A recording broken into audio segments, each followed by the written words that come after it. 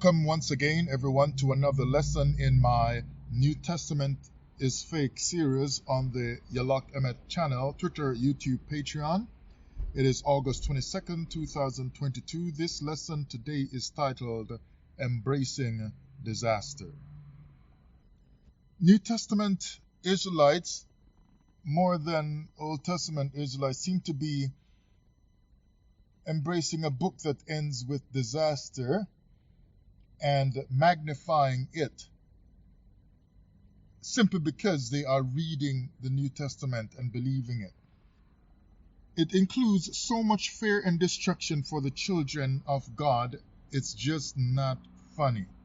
How does prophecy allow you to gravitate to so much fear?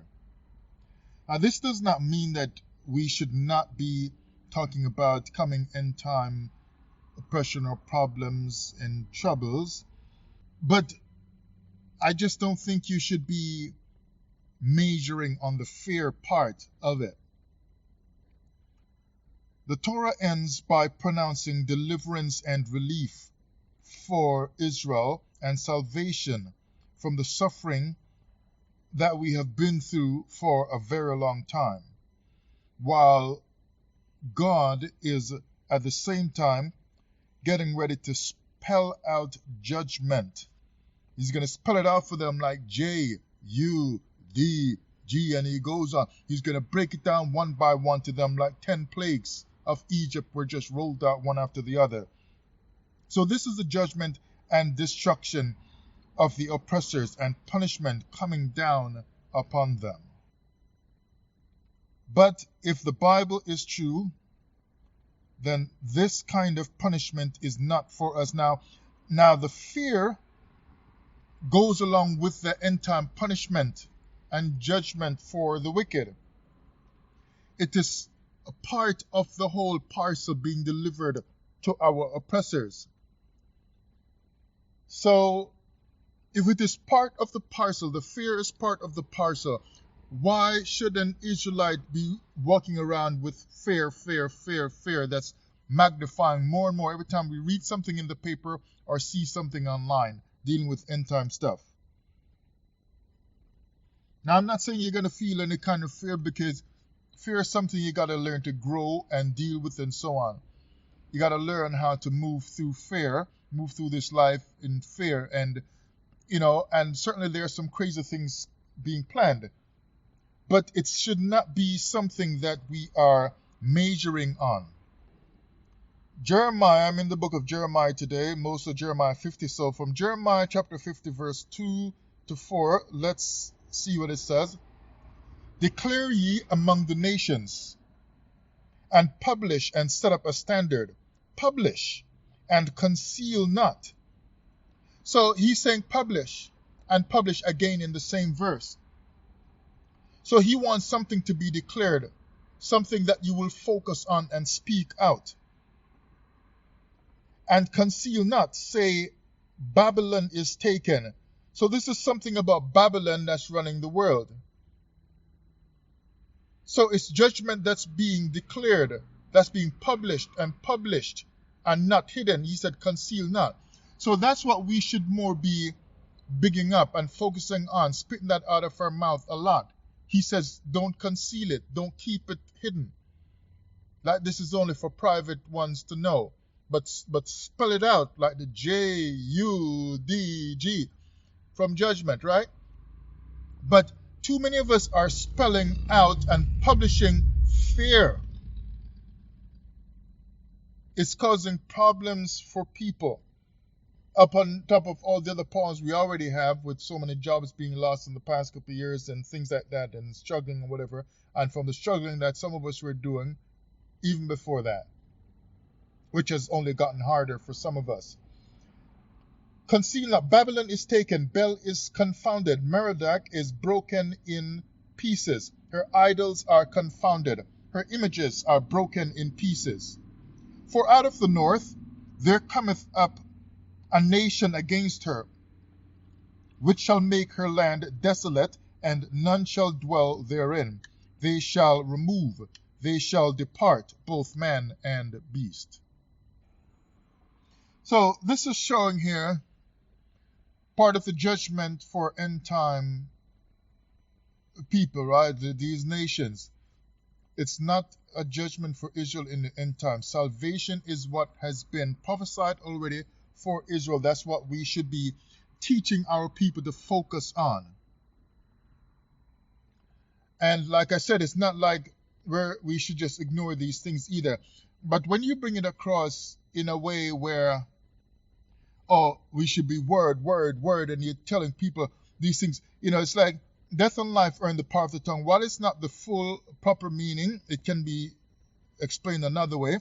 But a part of it would be what you are speaking. If you're speaking fear, oh, Esau's going to get you, that microchip and whatever else, then what's going to, what are people going to feel? You're imparting to them or causing them to lock into the sensation of fear and worry. So we got to watch that. The teacher who is careful will teach the people the knowledge of the Lord, which will help to dispel fear. That's why in the book of Ecclesiastes it says, because the preacher was wise, he still taught the people knowledge. Knowledge of what? Knowledge of the Torah. Well, Torah is not about fear. It is about being safe in the Most High, trusting in the Most High, having His salvation and so on, and His prophecies work out for you, things like that. And to keep you locked into the Most High, not locked into fear. So the wise teacher will present it like that. And then there is this verse as well that says, with thee will I destroy kingdoms. So your destruction has already happened. And like I've said before recently, anything else that's going to happen to us in these last days is just the tail end of it. It's not the major stuff. It's just a squeezing of us. And the more they squeeze us, it's probably because that's the only way for them to gear up to get ready for what they're going to do to their people as judgment. But they, the leaders who are doing this, will get their own judgment as well, and eventually will be cast into the pit. So when they are squeezing their people in order to get their people ready to receive some special stuff in their bodies and do whatever else, we can't help but feel some of that squeezing because we are here. Right? It's because something else is coming in to punish the people that oppressed us, and the leaders are having to bring it in. It's like when I was a boy in Jamaica, we had the minibus, and there is, of course, only so much. It was just like a van, like one of those old time Volkswagen type vans. I forgot what you call them now. Mostly it was that, and a lot of us had to stand up. More people were standing than there were seats. And even when they got the little bigger buses, we used to call them the quarter million. It's like a coach that people would hire for a trip for people at their work or wherever. It was, you had a lot of people standing up. But as more and more people came in, you started to crowd it together, and there was a lot of squeezing when more and more people were coming on, and even when someone wanted to get off the bus. And so as people are coming in as well, you're getting the squeezing. The squeezing is happening at that point because someone else is coming in, and they might have some couple bags with them back from work and grocery bags and so on, and they're squeezing you. So when you feel this extra squeezing going on now as an Israelite, it's because something else is coming in. A new system is coming in, not for you. Because your own book of Revelation says, these are those that escaped from the beast. Right? And escaped from... Why? Because the beast judgment is not for you. It is for the nations. But it takes an evil set of leaders to do that to their own people as judgment. So if something is coming in to set up the system of punishment and judgment on the nations, you're not going to help but feeling it a little bit, but you're not going to get the full brunt of it.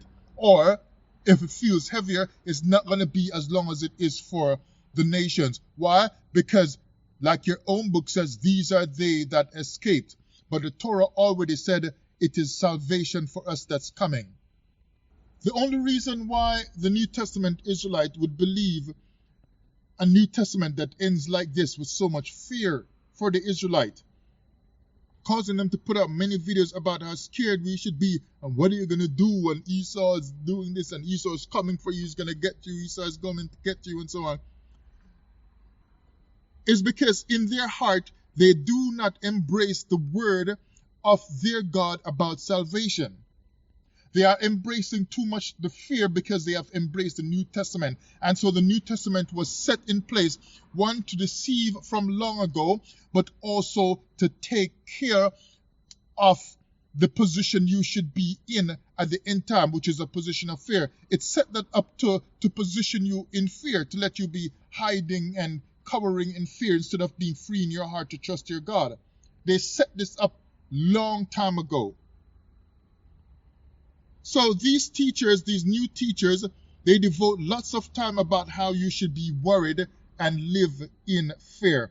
But the Torah, I've often pictured Isaiah giving his word about Babylon and whoever else, and Jeremiah, and them, like they look pleasant and happy, especially Isaiah. I don't know why, it's just the way I've always pictured Isaiah. Like he's looking peaceful and so on and happy that there is a word from God about the destruction of Babylon and the wicked. Because he's not expecting fear and destruction for Israel when Babylon is going down. He's more expecting the salvation that he's talking about, because God showed him that Babylon is going to be destroyed and you're going to be delivered and so on. Jeremiah 50 verse 7 to 9.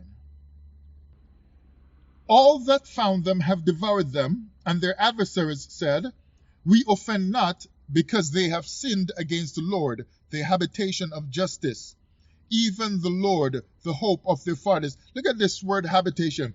He said the habitation of justice. So basically, it's like this is the people were living in fear, justice from their God and so on, and the salvation and so on from the God. That's how they were living before, but because they forsook him, who is the habitation of justice, then bad things happen to them. He is even the Lord, the hope of their fathers. The hope of their fathers who made prophecies of their deliverance and so on after their time of suffering. The hope of their fathers.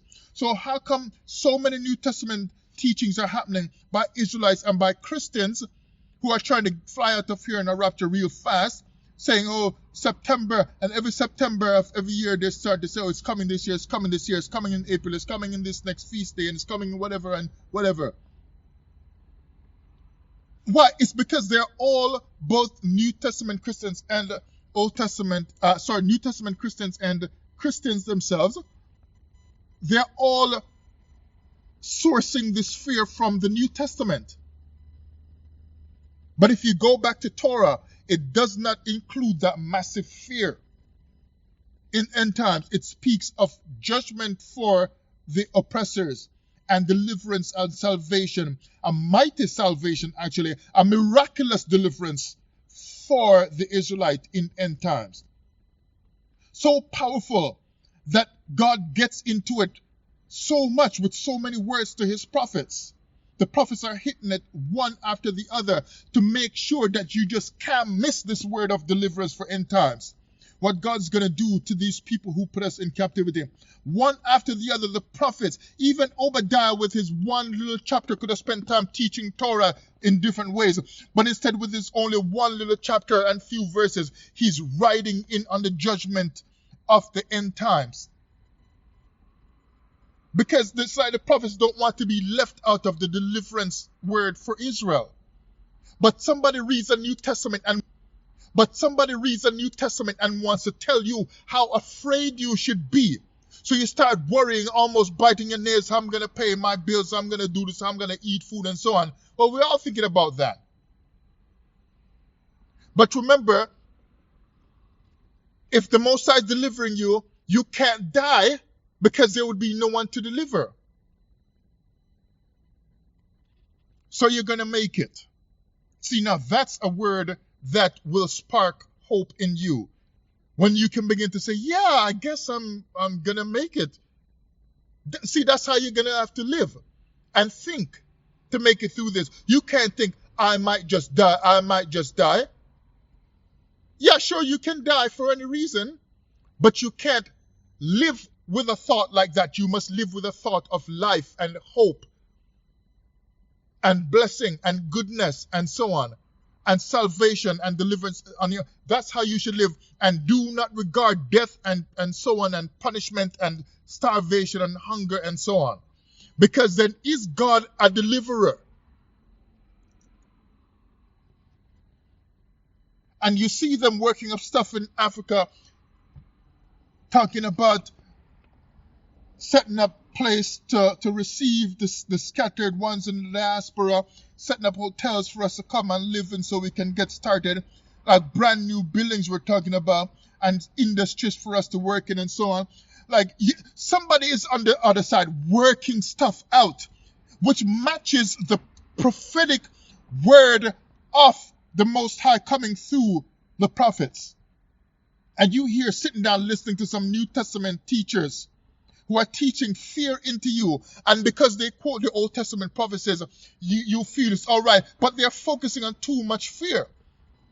Now that don't mean they have to stop saying stuff that they're saying, because you're going to mention some bad stuff that the wicked are preparing and so on, but it must be mentioned less. Your hope and salvation should be mentioned more. Your deliverance should be mentioned more. More time should be spent. You do a 15-minute video on end time, what Esau is planning and so on, and 12 and a half minutes is about riding high on a tide of fear, a wave of fear. Because that's how people will sense it inside of them when they're listening.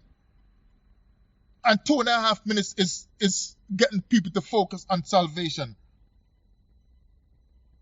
You look at Isaiah and even Jeremiah 50, I'm reading now, how they go in on the destruction of the wicked. Babylon and Esau and so on. They spend a lot of time going through it whenever they get on that topic. Why? Because they're telling you, because they're telling you, you should more focus on your deliverance, because heavy judgment is coming down upon these people to put them in a place where they cannot continue to abuse you on this earth anymore, because your God is coming with deliverance. And this is how the wise teacher will approach it, to keep you not in fear, but in trust and looking for your God. Verse 8, remove out of the midst of Babylon, and go forth out of the land of the Chaldeans, and be as the he-goats before the flocks. How is he going to tell you to remove out of the midst of Babylon and out of the land of the Chaldeans? It's like they're saying, flee Babylon, because the Bible says, well, only a trickle of us can flee. How are you going to remove? You're going to remove out of the land when the time of prophecy says you should be removed. Because if you have money and you can move out of the land where you think the trouble is going to come, then you are delivering yourself by your own power, because you have the financial means to do it. So you call that a deliverance from God. God took me out of that place. Well, what happened to the other millions of Israelites who cannot afford it and are living paycheck to half a paycheck to quarter of a paycheck to 1/8 of a paycheck? What happened to those ones who cannot buy a plane ticket to get out? Then God does not deliver them? So the deliverance is not based on how much money you got in your bank account and how good your job is to move out of the land of Babylon and the Chaldeans. The removing here is talking about a time when God opens the door and says, get out. This is the door of deliverance. When God does it, they're calling us to Africa slowly, slowly, slowly, because they are letting you know the time is close. So when the time finally comes, that's when you should remove, because this is a word to Israel. Israel should remove out of the midst of Babylon, not Israelites who have the money to buy a plane ticket and to move their furniture. But Israel, whether that Israelite has money or not, all Israelites should remove at the time when God says to remove. It's not just for those who have the money. So those who have run on and trying to put you down, get out, get out, get out. I'm glad that they're trying to wake up their people and tell them, but you gotta keep in mind that not everyone is where you are at. Not everyone can do it. Some Israelites are just there thinking, oh, I'm just gonna have to stay here and watch the bombs, the missiles coming down on us. Watch which missiles coming down on you. Do you believe the Torah? That your God is going to save? You believe the Torah all along these past 10, 15 years since you heard the message. And now when it comes close to the time, you start to believe that you're going to get destroyed. Well, is your God the one who gave these words? Because if the Torah is not true, then I guess it's just up to whatever we want to think. But if it is true, then your God already said he's coming to save the Israelites, even the ones who are scattered under the far reaches of heaven and in the countries where they have been scattered. So wherever you are, you should not be looking to find when missiles are running down on you so you can kiss your wife and hug your children for the last time. You should instead be looking up in trust and faith for the time when the message will come from the Most High through the ones who are involved in the deliverance to say, come home, you are the children of the Most High. But they might still not even say it like that. They will just let you know the people who have been captive and slave and transatlantic slave trade and so on. Come on. Because you notice the people in Africa planning this stuff, all those leaders, they don't get up there in government offices talking about Deuteronomy 28 and slavery and so on. Normally they don't get up and say that. They stay away from the Bible because they can't. They will get attacked, taken down and so on. So they can't bring it like that too hard. Maybe one or two might say it, but an official person can't in some official way try to say that repeatedly every day. Only you and I will talk about it every day because we're teaching Bible lessons. So they might not say it like that, but you're going to know when it's time because God is doing it. Verse 9, for lo, I will raise and cause to come up against Babylon, not against the Israelites, but against Babylon, not against the Israelites living in Babylon, but against Babylon, an assembly of great nations. Why would God be sending an assembly of great nations against the Israelites in Babylon? No, he's sending them against the Babylon people who are doing the wickedness and holding you in captivity and so on. But notice that in verse 8 before him in chapter 15 of Jeremiah, he said, remove out of. So you see how he sets it up? He removes the people out of the midst of Babylon and tell them to get out of the land of the Chaldeans. And then afterwards that he raises up a great assembly of nations to come against the people who are left in the land of the Chaldeans, the Babylonians. After his people are removed, then he sends them, because his people should not be looking up at missiles raining down on them. So you see how the prophets speak the word of the Most High? It's done in order. It's set up. God has thought this through a long time ago. Remove the people and then send the nations to come after Babylon. So why are you being taught fear from people reading New Testament book of Revelations from the Apostle John, who was sinning when he was partaking in New Testament thought? The New Testament is still fake. New Testament genders fear too much. Whereas you find hope from the prophets of the Torah who are telling you removal of the Israelites will happen first, and then the great nations will assemble themselves to come after those who have put you in bondage. And even telling them in America that they should get 40 acres and a mule, and they still didn't get it. And now people still wondering what happened to your 40 acres and a mule. Well, by now you shouldn't be saying that, because it should be upgraded by now to 400 acres with a tractor. So the Most High is saying that he is saving the Israelite from getting this New Testament book of Revelations 666 potato chips put into their right arm or forehead so they can look like a cyborg. Jeremiah 50 and verse 13. Because of the wrath of the Lord, it shall not be inhabited, but it shall be wholly desolate. Everyone that goeth by Babylon shall be astonished and hiss at all her plagues. So Babylon would have been deserted by the Israelites, and then the assembly of great nations will come and destroy them, and it shall not be inhabited. So if you are still in Babylon at the time, so that you are living in fear of New Testament book of Revelation's judgment while you are still in Babylon, then when the judgment comes to Babylon, it's killing everyone. So if you are still in here because New Testament tells you to be living in fear because these things are going to be happening with you there, then you should die in that judgment, because it says it shall not be inhabited, which means everybody's going to die when the assembly of great nations come, and it shall be wholly desolate. And look at verse 14. Put yourselves in array against Babylon, round about, all ye that bend the bow, shoot at her. Why is God going to have people shoot at her while you are right there?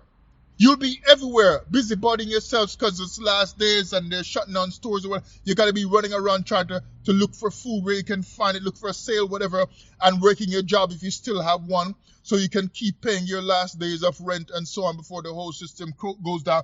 And while you're running everywhere, all over the streets and the highways and doing your job in buildings and whatever, if you still have a job, God's going to get assembly of nations to come and shoot at her. It makes no sense. Only New Testament thinking will let you live in fear like that. Only New Testament thinking. It is because the New Testament wants you to be in fear when your God is giving you hope by telling you to read the Torah, the Old Testament. Jeremiah 50 and verse 19. And I will bring Israel again to his habitation. Why? Because he already said remove yourself from Babylon and the land of Chaldeans. And then now he's going to bring them again to his habitation, and he shall feed on Carmel. So you're going to be removed from these places before they get their judgment, and you will be fed on Carmel and Bashan. And his soul, that's the soul of Israel, shall be satisfied upon Mount Ephraim and Gilead. The soul of Israel will be satisfied. Not the cyborg New Testament Revelations 666 potato chips soul will be satisfied. The one who swallowed the potato chips and it didn't go into their stomach, it slid down into their right arm or their up to their forehead. Not the cyborg potato chip soul will be satisfied, but the soul of Israel will be satisfied. The soul that went into captivity without potato chips in his body, that soul will come out without potato chips. That soul of Israel. It's the New Testament Revelation John that's selling these 666 bags of potato chips that's keeping people in fear who say they are Israelites. Because they're like, oh, I don't want to eat that potato chips. I don't like that brand. And they're fearful. Because John set it up a long time ago with the Romans. Make them eat these potato chips. But John was deceiving you. And even after he set up the potato chips and told the Romans how to fry it up and bake it or whatever he did, they still reportedly burned him and boiled him in the same oil, maybe. The pot of oil, they say, probably the same oil that he used to start baking the potato chips for the Romans, to feed New Testament Israelites in the end and other people. No, it's a lie. New Testament is fake. So when you keep going to the end time New Testament grocery store and reading the book of Revelations and believing it, you are going to live in fear. You got enough fear dealing with trying to break out of anyway, just paying your regular bills and whatever else they're coming on with New Testament stuff. Don't take on any more extra fear. Don't do it. Because 666 is not in the Torah for the Israelite, but deliverance and salvation is.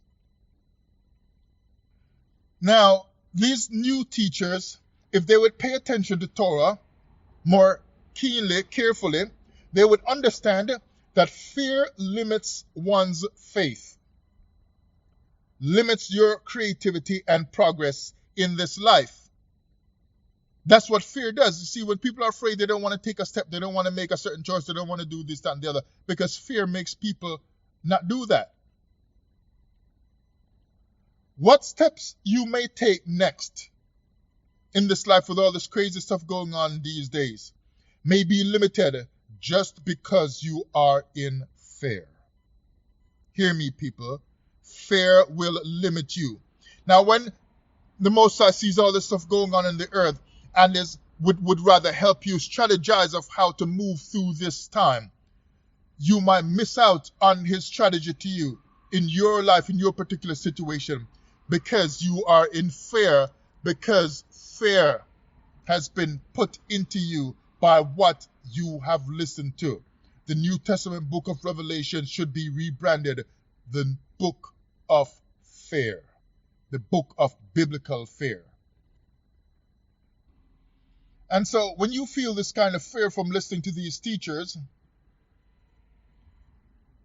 what do you want to do? You gravitate to them more and their teachings and their group more because you are already in fear, so you draw closer to the fire that's burning out any little bit of hope left in you. Because you feel now that the only way to be safe and to hide from your own fear is to just be with the group. And so they lock you in tighter into the group now. Now you are trapped.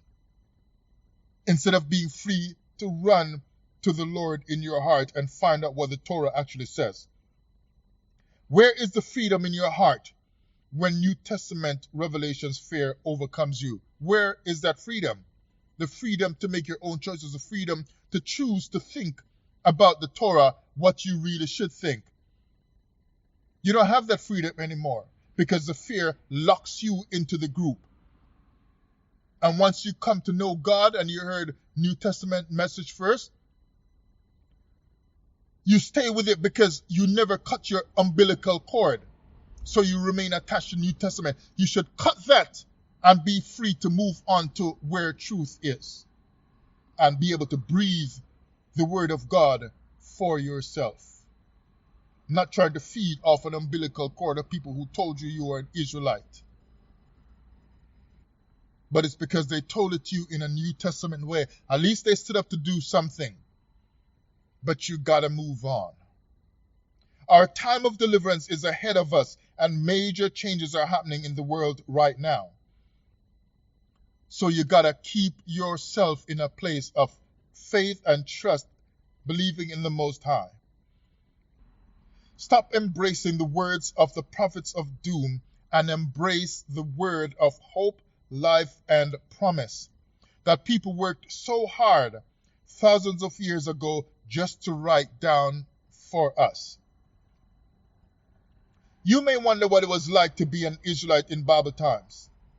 When ancient Israelites repeated these prophecies of future deliverance for Israel, they themselves wondered what glorious, powerful Israelites would live in the future who would catch on to the spirit of these deliverance prophecies in the book and walk right out of the clutches of Babylon in a time when the modern Israelite will once again and forever jumpstart biblical power by connecting with their God once again and making Sinai happen again, but this time inside the heart.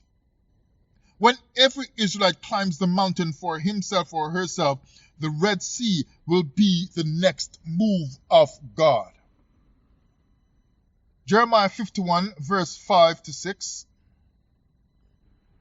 For Israel hath not been forsaken, nor Judah of his God, of the Lord of hosts, though their land was filled with sin against the Holy One of Israel. So you have not been forsaken still. Flee out of the midst of Babylon. Again, he's telling you, flee before the destruction, right? And deliver every man his soul. Be not cut off. Flee right there. While some people will do it, like I said earlier, doesn't necessarily mean just haphazardly fleeing. Flee every man out of the midst of Babylon is the time when God brings the deliverance. Because only God can get you out of this, because Babylon is a system set up to run worldwide. It don't matter where you are. So when God is telling you free, he's freeing you from the full power of Babylon. So now is the time when you should flee out of it when that time comes up. Because until God tells you to flee, you are just saying it is time now, so I will just get out. And that's fine if you want to try that. But you can go to the next place and there still be troubles coming. Because don't you see storms and floods and so on going on? What if you flee out of what you think is Babylon, only to find that a Babylon flood happens where you are and your car washed down the street and your house just left with a couple pieces of stick standing? But when God says it is time to flee out of the midst of Babylon, that is a time when you should deliver your soul and stop spending your money to move, buying all kinds of stuff. Sometimes, in some cases, not all, because some of you will work out with. But some of us are going to waste our money moving somewhere, and then you suck up all your money, you go there, you can't find a job or nothing. And then you call that deliverance. Fleeing out of the midst of Babylon is the time right before the nations will assemble. It will be a God time to assemble those nations, so that it must be a God time for you to flee. It will be a time that God sets up and orchestrates the fleeing out of Babylon. He will do that orchestrating of your fleeing out of Babylon himself. If God doesn't put it together, you're going to have trouble trying to pull it off, because who can pull off what God alone can? So flee out of Mr. Babylon.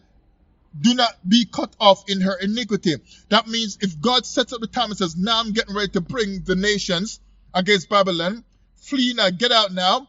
If you do not flee at that time, then you will be cut off in the iniquity of Babylon, because your judgment is coming upon her.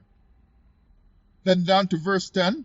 The Lord hath brought forth our righteousness. See, he is bringing it forth out of Babylon so you can shine in your own land with the righteousness of the Most High. Come and let us declare in Zion the work of the Lord our God, because a deliverance has happened from Babylon. So you can come and declare the works of the Lord in Zion if you were still there waiting for Revelation's destruction to come upon you,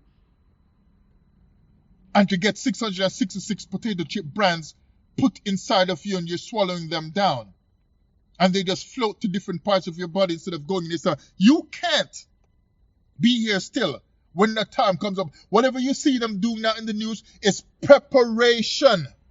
It doesn't mean it's going to happen Monday morning. It's preparation. And then you might say, oh, they're doing this in that state. They're doing it. It's testing. Because they've been testing this stuff for years. It's still testing. It might be stronger testing because they're getting more bold and bold, but it's not like it's going to kick off Monday morning coming.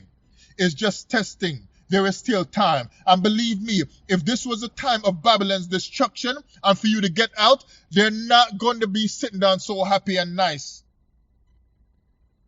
It's going to be a very uncomfortable feeling. That's worse than just Christians putting out videos online about, oh, it's a time now, rapture any day now, because they're fearful. It's going to be a very uncomfortable stuff. Even white people all around you that you work with, work for, see, or your friends, whatever, it's going to be very uncomfortable when they realize you are getting out now because you are the children of Israel.